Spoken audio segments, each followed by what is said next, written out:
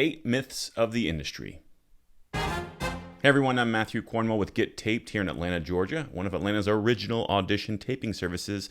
And yes, you guessed it, I co-own it with my beautiful wife, Brooke. And now on to our topic. 8 Myths of the Industry. Before we jump in, be sure to subscribe to our channel if you like the content that we're providing, and that way you'll get notified of future content. Now, some of these myths are universal, and you've already heard of them. Some of them might be a little bit more nuanced. So let's get started.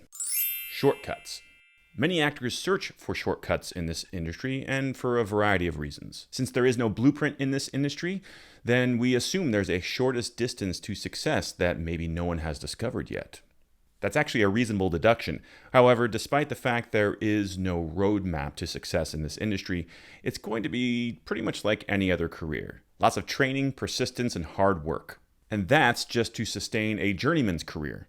If you want to be famous, well, you're at the wrong YouTube channel. The industry is rigged.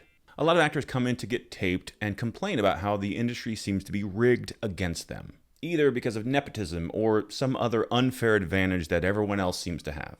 So I refer you back to myth number 1. There are no shortcuts. Sure, seemingly others have it easy, but I guarantee it's not that simple. Here's an analogy. Think of a 1,600-meter race around a track. The runner who starts in the inside lane seems to have an unfair disadvantage to that runner who's in the outside lane, who is starting so much further forward on the track. Of course, we know none of the runners have a head start on each other. So don't assume that other actors have some sort of unfair advantage over you. There is no conspiracy against your career. Casting directors banning you. Over the last 20 plus years of my career, I've sat in or watched many Q&As with casting directors. And here's a tip. They're not out to get you. So unless you do something to quite literally offend them, which unfortunately does happen on a rare occasion, they will not even remember your less than stellar audition. They certainly won't put you on some list of actors to never see again. Now, if you're green and maybe got in front of them prematurely before you were ready for that opportunity, they might table you for a while to wait for you to do more training and get more experience. But that's not the same thing as banishing you from their office till the end of time. Now, that said, there are anecdotes that I've heard over the years from casting directors and from actors about those nightmare encounters with each other, but those are the rarest of exceptions. I do have one caveat, though. Do not expect every casting director to fall in love with you. Your relationship with different casting directors is just like relationships in every other facet of life. Some will connect, some not so much. So for instance, here in the Southeast, we have around a dozen or so TV and film casting directors. I shouldn't expect all of them to be #1 fans of Matthew Cornwell. But if I can get just a few of them to become fans of my work, I can sustain a very long career with that. Social media followers. Okay, look, if you're in a privileged position to be auditioning for the lead in a studio film or a series regular role in a network or HBO episodic, then yes, your social media following might factor into it. Because at that level, your social media following represents guaranteed eyeballs on the screen. And if you're going to be carrying that project, well, that's important to them. For every other role, except for those lead roles, don't worry about your social media following. Sure, for an indie film, they might perk up if they find out you have 10,000 followers on TikTok. But in the end, it's about whether or not you are the best fit for the character. So please don't go and buy followers on social media thinking that you're going to level up your acting career. You won't. You have to live in Hollywood. Now, more than ever, you don't need to live or move to Hollywood to start your career. Sure, at some point it might make sense to make that leap to the West Coast, but speaking from an Atlanta actor's perspective, over the last 10, 15 years, I have seen so many actors move here to Atlanta to start or to jumpstart their acting careers.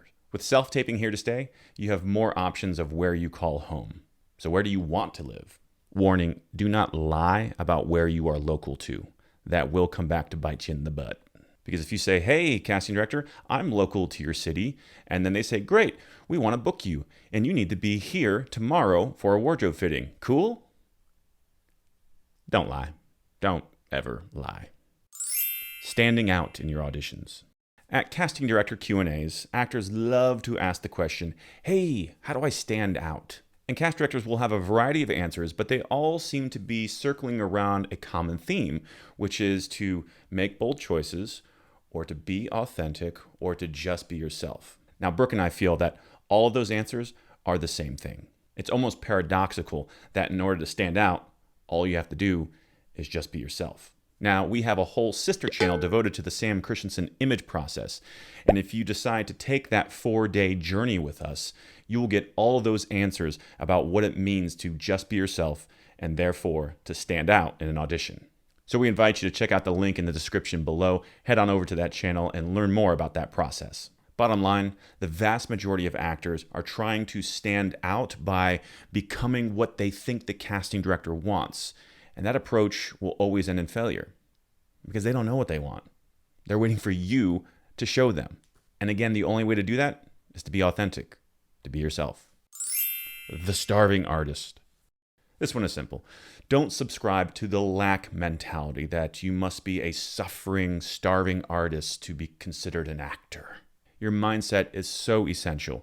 And so if you adopt a lack mentality or a starving artist mentality, well, then you'll probably manifest that and become one. So don't subscribe to the starving artist mentality. I have to have a look. Spoiler alert, everyone has a look. And everyone's look will be in demand for certain roles.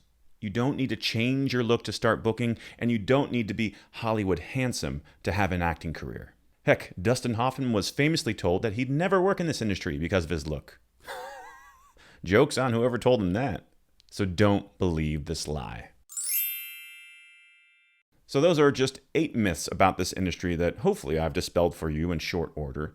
They certainly aren't the only myths about this industry, so feel free to continue the discussion below with a comment or send us an email. That's it for now. Thanks for watching, and we'll see you on set.